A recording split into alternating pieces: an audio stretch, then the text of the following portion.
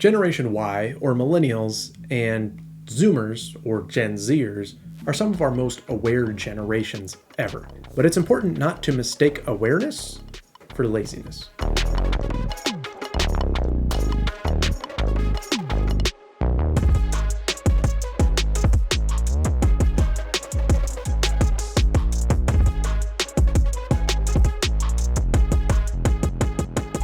Having led Millennials and Gen Zers for many years, I've seen some of the traits that they tend to exhibit, and I've seen some of the things that tend to be their stereotypes. The everyone needs a trophy mentality or the narcissistic tendencies. They're all about them. They just have this online persona image and they don't really care about others. They're lazy. They don't want to work. They just want to be given stuff. I've seen these tendencies played out. I've also seen them completely contradicted. I know many hardworking Millennials and Gen Zers. Millennials and Generation Z are some of the most aware generations ever. They have everything in front of them and they're handed all this information. They have the internet. There's a lot of information in front of me to the point where I have to choose not to absorb information. I don't have to choose to absorb information. I have to choose to shut it off and not absorb it. Millennials and Gen Zers are hyper aware. I have had a lot of Gen Zers who have worked for me who were diagnosed with anxiety, depression, ADHD, etc. at a very young age. They were told as children, you have a problem that you have to deal with. And sometimes the way this comes across is you will have someone who suffers with anxiety and they'll say, well, I have anxiety. Okay, well, that's how are you working through that? Well, I'm not. I'm telling you so you can work around it. That, I think, is the perception of a lot of Millennials and Gen Zers, that they're aware of their issues, but they're not willing to work past them. They want you to work past them. I've also had the opposite experience where I've had younger Millennials and Gen Zers work for me with a very high level of anxiety, but they have come into the customer service job, the telephone support job, the help desk role, because they recognize they have anxiety and they want to fight through that anxiety. That first phone call just shook them to their core. It created a panic attack, but it became less and less of an issue. And now their anxiety overall is better and they're able to handle the anxiety better because of the job that they took. I've watched Millennials and Gen Zers flame out and kind of become a slave to their anxiety or a slave to their depression or ADHD. And I've watched Millennials and Gen Zers work through it and overcome it. I think sometimes older generations, baby boomers, Gen X, maybe even older Millennials, tend to view this awareness as weakness or laziness. Well, just because you're anxious doesn't mean you don't have to come to work. Everyone deals with these things. You're just being weak in the face of adversity. You might have anxiety. You might know you have anxiety. You might know you have ADHD, but that's not what defines you. It also doesn't define your value. Your paycheck doesn't define your value. Your job doesn't define who you are and your value. If you're letting your anxiety define who you are, and you just choose not to work through it, I don't care what generation you are, if you're letting that define you, you just crumble underneath that, you're going to have a difficult time. I have huge empathy for those people who deal with anxiety and panic attacks because I've been there. I have struggled with anxiety. I've had repeated panic attacks while on the job. Something is creating this anxiety. What can I do to help myself deal with this anxiety so I can be there for my employees, for my customers, for my company? I'm not doing it out of a narcissistic tendency or a vain ambition. I'm doing it because I want to be there in order to help others. And so I try to push through it to be there for others. At their core, baby boomers, boomers, Gen Xers are probably more similar to the Zoomers and the Millennials than they are different. Boomers, baby boomers, were called the me generation. They were defined as being narcissistic and only caring about themselves. Baby boomers were called narcissistic by those older than them. They don't care about other people, or they're not willing to do the work because they think that their own problems are more important than everyone else, or their own problems are more important than everything else. I think you have a lot of boomers who potentially maybe they have the exact same anxiety issues, the exact same depression issues, but they grew up undiagnosed. They internalize them and they expect others to deal with them because, hey, this is just how I am. I'm not going to change who I am for you. Millennials and Zers are doing the exact same thing. They just know what their issues are. They may expect others to handle them with care because it's how I am. Both of these groups are saying, you need to work around me because this is how I am. Both of these groups tend to have a lack of respect for the older generations because they haven't had to face adversity like they've had, or they seem to have it easier. Older generations were able to remain, I guess, blissfully ignorant. They had to go out to find news. They had to choose to watch news. They had to figure out where they were going to learn something. If they wanted to build a house, they had to go to the library and get the books to teach them how to build a house, or they had to find someone who had that experience to come in and help them build the house. They had to go out and find knowledge. Younger millennials, Gen Zers, Generation Alpha, we don't have to choose what news to absorb. The news comes at us. It is everywhere. I have had to choose to shut off the information. We don't have the choice to choose where to go. I open up the internet, I open up my news feeds, a lot of information, a lot of news that I might not have wanted to look at, but now it's in front of me, it's given to me. I have to make the choice to shut that out.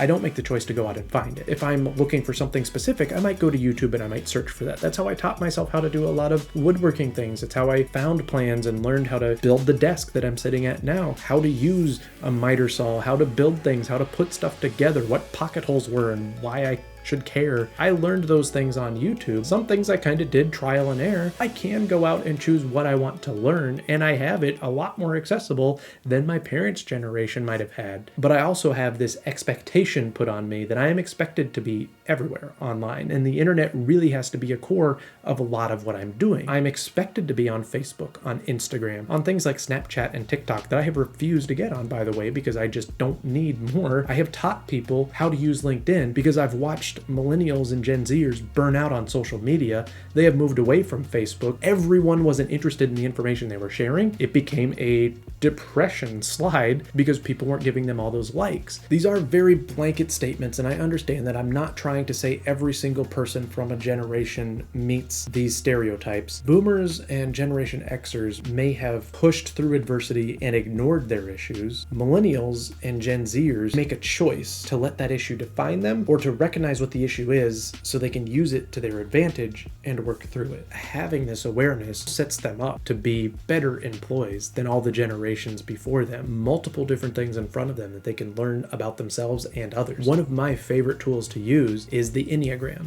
a personality profile kind of in line with what you would find the DISC or the Myers-Briggs, but it gives you some other definition that I really enjoy and how those personalities interact with other personality types. Millennials and Gen Zers have this information accessible to them in ways that generations before them might not have. You might have had the Myers-Briggs. Before a lot of these personality tests came out, we tended to define people very binary. They're a type A personality. They're an extrovert. They're an introvert. There wasn't as much nuance. Millennials and Gen Zers are in this unique position. They know what the issues they face are. They know what might ail them. They are able to recognize that they struggle with anxiety or depression, and they now have a choice to let those traits define them or to recognize what the issues are so they can use it to their advantage or push through them. They have more ability to go out and find out what their personality type is and how they interact with the world and learn how they might be able to use that to their advantage to work with others in the workforce. I have had workforces made up of boomers,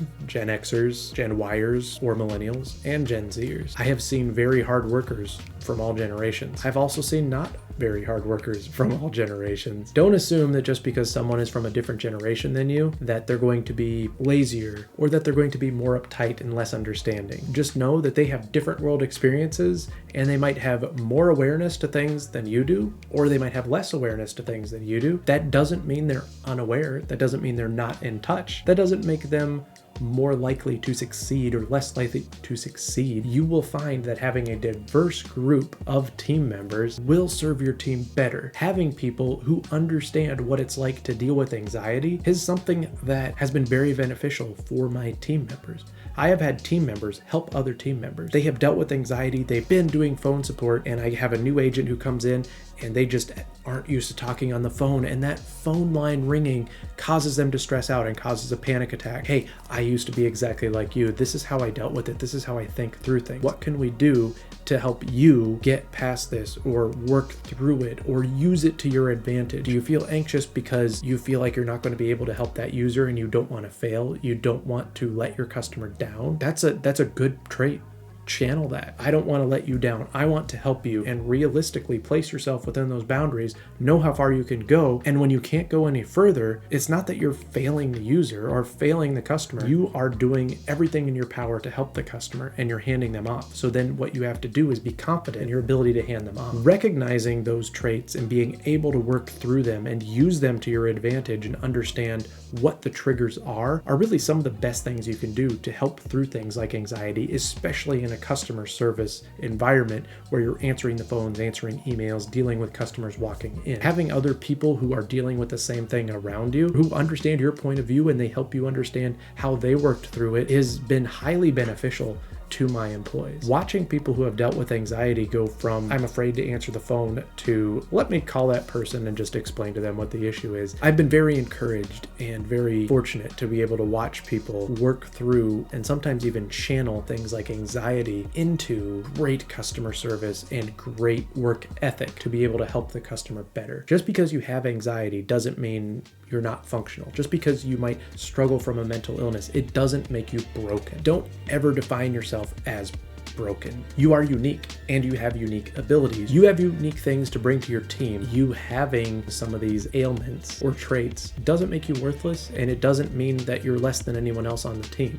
You still have something to contribute to that team. I don't want you to take anything I say as medical advice. I do want you to be encouraged. Just being aware of what might be ailing you or aware of what things that affect you, or people who aren't aware of that, doesn't mean that they're a better worker or not. Just like with technology, being aware of the issue doesn't make the issue go away. If I know that my computer is running slow because I installed something I shouldn't have on it, I might not be able to readily fix that. Maybe I can uninstall that piece of software and speed it up. Maybe not. Maybe I need this piece of software on my computer, and leaving it on there, I just have to learn to deal with it. But maybe there's other things I can do to make sure that that system slowness doesn't affect my work. Maybe you're driving a vehicle with a problem that it's not necessarily affecting the performance of the vehicle, but it's still creating an issue. Are you still able to drive that vehicle? Do you have to get it addressed immediately? Recognizing an issue doesn't mean that issue has to cripple you. Being aware of an issue doesn't mean that that awareness has to cripple you. Don't let the issue define you. Instead, make sure you're defining